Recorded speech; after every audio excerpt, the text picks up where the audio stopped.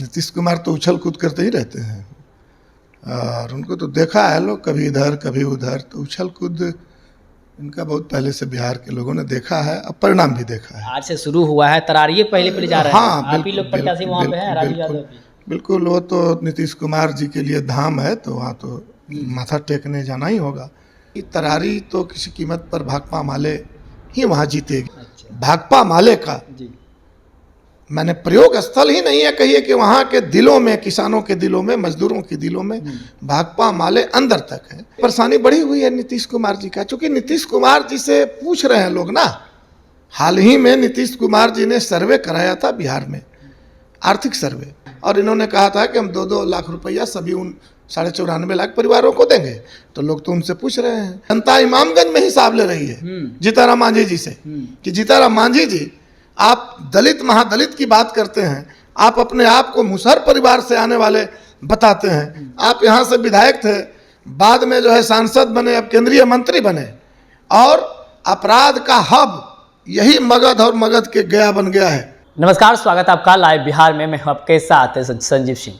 कि बिहार विधानसभा के 4 सीटों पर उपचुनाव हो रहे हैं, जिसको लेकर के तमाम जो पार्टियां हैं वो पूरी ताकत झोंक दी है। मुख्यमंत्री नीतीश कुमार भी आज से प्रचार प्रसार करने के लिए निकल गए हैं। सबसे पहले वो तरारी जाएंगे, इसके बाद रामगढ़ जाएंगे और वहाँ भी प्रचार प्रसार करेंगे। तरारी की बात करें, तरारी में एक तरफ जहाँ सुनील पांडे के बेटे विशाल प्रशांत हैं, तो वही दूसरी तरफ बात करें तो भाकपा माले से राजू यादव प्रत्याशी हैं और जनसुराज के भी कैंडिडेट वहां पर हैं और मुकाबला बड़ा दिलचस्प है। सीधी बातचीत करेंगे तमाम मुद्दे पर। हमारे साथ बातचीत करने के लिए भाकपा माले से विधायक है रामबलि सिंह यादव जी, सीधे जुड़ते हैं, बातचीत करते हैं। क्या कहेंगे? अब तो नीतीश कुमार भी कूद गए हैं प्रचार प्रसार करने के लिए, कितना मुश्किलें हो गया? कोई नई बात है नहीं, नीतीश कुमार तो उछल कूद करते ही रहते हैं और उनको तो देखा है लोग, कभी इधर कभी उधर। तो उछल कूद इनका बहुत पहले से बिहार के लोगों ने देखा है, अब परिणाम भी देखा है। आज से शुरू हुआ है, तरारिये पहले जा रहे हैं। हाँ, आप ही लोग प्रत्याशी वहाँ पे हैं, राजू यादव भी।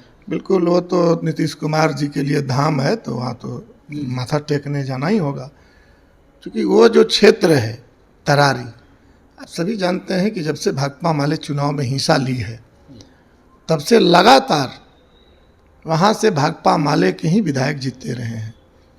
और रामनरेश राम जो भाकपा माले के संस्थापक नेता थे, विधायक थे, उनका वो निर्वाचन क्षेत्र रहा है। और 2010 को अगर अपवाद छोड़ दे जाए तो लगातार हम लोग वहाँ से जीतते रहे हैं। बावजूद सुनील पांडे भी तो कई बार जीते हैं वहाँ से। नहीं, कई बार कहाँ जीते हैं, कई बार नहीं, मात्र एक बार भाकपा माले हारा है।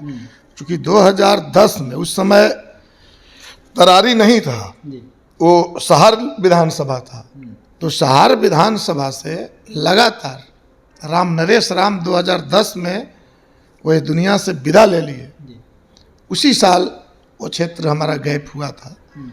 अन्यथा हम लोग लगातार जब से जीत रहे हैं तरारी भाकपा माले, क्योंकि तरारी के किसानों के बीच, मजदूरों के बीच, उनके दिलों में भाकपा माले बहुत अंदर तक बसा हुआ है। और इसलिए चुनाव है, चुनाव आम जनता का, आज़ादी का सबसे बड़ा ये है। तो बावजूद तो हम उम्मीद करते हैं कि तरारी तो किसी कीमत पर भाकपा माले ही वहाँ जीतेगी। लेकिन पिछली बार सुनील पांडे चुनाव लड़े थे, निर्दलीय लड़े थे, दूसरे स्थान पर रहे थे जी। इस बार तो बीजेपी में आ गए हैं, खुद भी आए, बेटे को भी लाए, बेटे को टिकट दिलवाए हैं। ऐसे में अब तो बीजेपी, जेडीयू और खुद सुनील पांडे निर्दलीय रहे थे, उसका जो वोट बैंक है, ऐसे में क्या लग रहा है कि मुश्किलें तो बढ़ेगी, चुनौती तो होगी इस बार। आप लोग कितने तैयार हैं? ना, पिछले बार 2015 को आप याद कीजिए, 2015 में बिहार में बहुत बड़ा एक गठबंधन था जिसमें भाकपा माले नहीं थी, और उस समय भी भाकपा माले जीती थी। तो 2015 में जदयू, आरजेडी, कांग्रेस सब एक साथ लोग थे, बीजेपी भी थी, भाकपा माले अकेले वो जीती थी। तो मैं कह रहा हूँ कि वो भाकपा माले का मैंने प्रयोग स्थल ही नहीं है, कहिए कि वहाँ के दिलों में, किसानों के दिलों में, मजदूरों के दिलों में भाकपा माले अंदर तक है।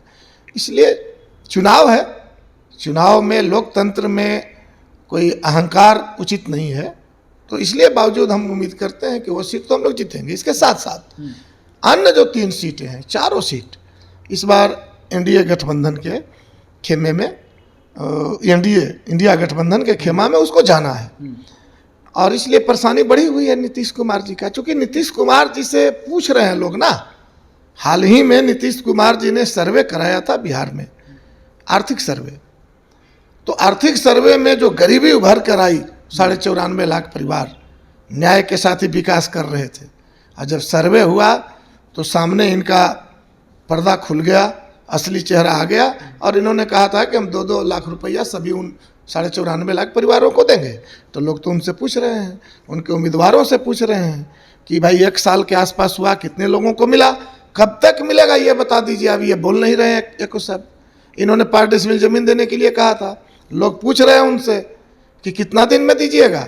उल्टा भूमि सर्वे के नाम पर जो गरीब सरकारी जमीन पर बसे हुए हैं उनको उजाड़ने का अभियान इन्होंने छेड़ दिया है। मोदी जी से लोग पूछ रहे हैं, डबल इंजन की सरकार है, बीजेपी उम्मीदवार बना हुआ है, लोग उनसे पूछ रहे हैं कि 2022 तक पक्का मकान देने के लिए जो बात मोदी जी ने किया था, क्या ये तमाम चीजें क्या उसी तरह जुमला हो जाएगा? जिस तरह से मोदी जी ने 15 लाख रुपया देने के लिए कहा था और बाद में कहा कि जुमला हो गया, तो क्या 2 लाख रुपया, 5 डेसिमल जमीन, सभी गरीबों को पक्का मकान, क्या फिर से इस बिहार में जुमला हो जाएगा? ये सवाल जनता दल हो, बीजेपी हो, उनके उम्मीदवार से लोग कर रहा है। तो इनके पास में उल्टा जब इतनी भारी गरीबी है तो गरीब मांग कर रहा है कि पंजाब में, दिल्ली में 200 यूनिट बिजली फ्री कर दिया गया है। क्या बिहार में किसानों का, गरीबों का 200 यूनिट बिजली आप फ्री नहीं कर सकते हैं? क्यों नहीं कर सकते? इतनी गरीबी है तो। इसके साथ साथ अब उल्टा जो है आप स्मार्ट मीटर थोप रहे हैं। लोग मांग कर रहे हैं फ्री बिजली मिले 200 यूनिट। लोग मांग कर रहे हैं बिजली का दर जो है रेट आधा हो। आप जो है स्मार्ट मीटर लगा रहे हैं जिसमें भारी भरकम बिल आने की सूचना मिल रही है। तो आम जनता तो इनसे ये सवाल कर रहे हैं। तो ये सब मुद्दा जो है आम जनता के बीच है, और क्या लग रहा है चुनाव में जनता इस चीज़ को समझेंगे? ना, बिल्कुल समझेंगे नहीं, जनता सवाल कर रही है। अब इसीलिए जो कह रहे हैं कि कूद गए, इतना दिन के बाद जो कूद गए, उछल गए, तब तो मजबूरी है कूदना उनको। लेकिन ये तो मुंह छिपाए हुए भाग रहे थे। तो जनता उनसे हिसाब ले रही है। जनता इमामगंज में हिसाब ले रही है जीताराम मांझी जी से कि जीताराम मांझी जी, आप दलित महादलित की बात करते हैं, आप अपने आप को मुसहर परिवार से आने वाले बताते हैं। आप यहाँ से विधायक थे, बाद में जो है सांसद बने, अब केंद्रीय मंत्री बने, और अपराध का हब यही मगध और मगध के गया बन गया है।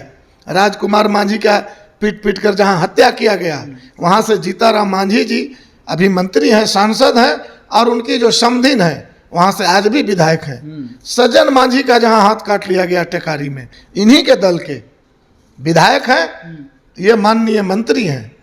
सज्जन मांझी को पीट पीट कर जो हत्या कर दिया गया, उनसे पूछा जा रहा है कि आप इस पर एक शब्द बोलते नहीं हैं, आप मिलते तक लोगों से, उसको आंसू पोंछने तक आपने नहीं गया। कैसा आप मुसहरों के नेता हैं, कैसा दलितों के नेता हैं? तो लोग उनसे हिसाब पूछ रहा है। तो इसलिए मैं कह रहा हूँ कि जो इमामगंज है, वहाँ से लेकर के बेला से लेकर के तरारी और रामगढ़ तक, ये चारों सीटें आम जनता का जो रुझान है, इस पर बिल्कुल हम कह सकते हैं दावे के साथ कि ये सीट इंडिया गठबंधन के पाले में आना है। 13 तारीख का वोट होना है। अगर ठीक ठाक वोट हो जाए, जनता अपने मतों का प्रयोग कर दे, ठीक ठाक से उनको आज़ादी मिले, तो हम समझते हैं कि 23 तारीख को जो गिनती होगा, बिहार का जो चारों सीट है वो इंडिया गठबंधन के खेमे में जाएगा। ये उम्मीद हम लोग कर सकते हैं। ये बहुत बहुत धन्यवाद बातचीत करने के। तो हमारे साथ बातचीत करते हैं भाकपा माले से विधायक है रामबलि सिंह यादव। इन्होंने साफ साफ दावे किए हैं कि चारों की चारों सीट जो है इंडिया अलायंस गठबंधन जीतेंगे, क्योंकि जिस प्रकार से जनता परेशान है, सरकार के तमाम जो वादे हैं वो विफल हो रहे हैं, इसको लेकर के जनता सब कुछ जानती है और आने वाले वक्त में इसका जवाब देंगे और हम लोग चारों की चारों सीट जीतेंगे। क्या कुछ करते तमाम सवाल का जवाब देते हैं, आप भी सुन लेते हैं। आप अपनी राय प्रतिक्रिया हमें कमेंट्स में दे सकते हैं। आप देखते लाइव बिहार। बहुत बहुत धन्यवाद।